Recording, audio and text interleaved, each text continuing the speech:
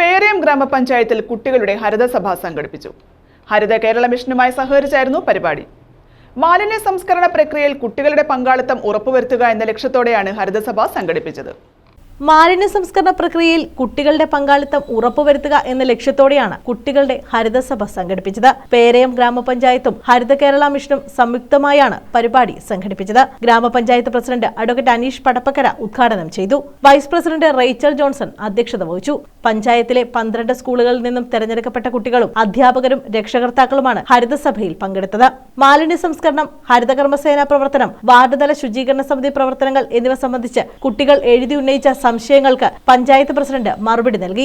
വിദ്യാർത്ഥികൾ പേരയം MCF സന്ദർശിച്ച് പ്രവർത്തനങ്ങൾ മനസ്സിലാക്കി. പങ്കെടുത്ത കുട്ടികൾക്ക് സർട്ടിഫിക്കറ്റുകൾ വിതരണം ചെയ്തു. Assistant secretary C Shaji report അവതരിപ്പിച്ചു. വികസനകാര്യ സ്ഥിരം സമിതി അധ്യക്ഷൻ B സ്റ്റാർഫോർഡ്, ക്ഷേമകാര്യ സ്ഥിരം സമിതി അധ്യക്ഷ N ഷേർലി, ആരോഗ്യ വിദ്യാഭ്യാസ സ്ഥിരം സമിതി അധ്യക്ഷൻ വിനോദ് പാപ്പച്ചൻ, ഗ്രാമപഞ്ചായത്ത് അംഗങ്ങളായ ആലി ഷാജി, P രമേഷ് കുമാർ, ലത, ബിജു, B സുരേഷ് തുടങ്ങിയവർ പങ്കെടുത്തു.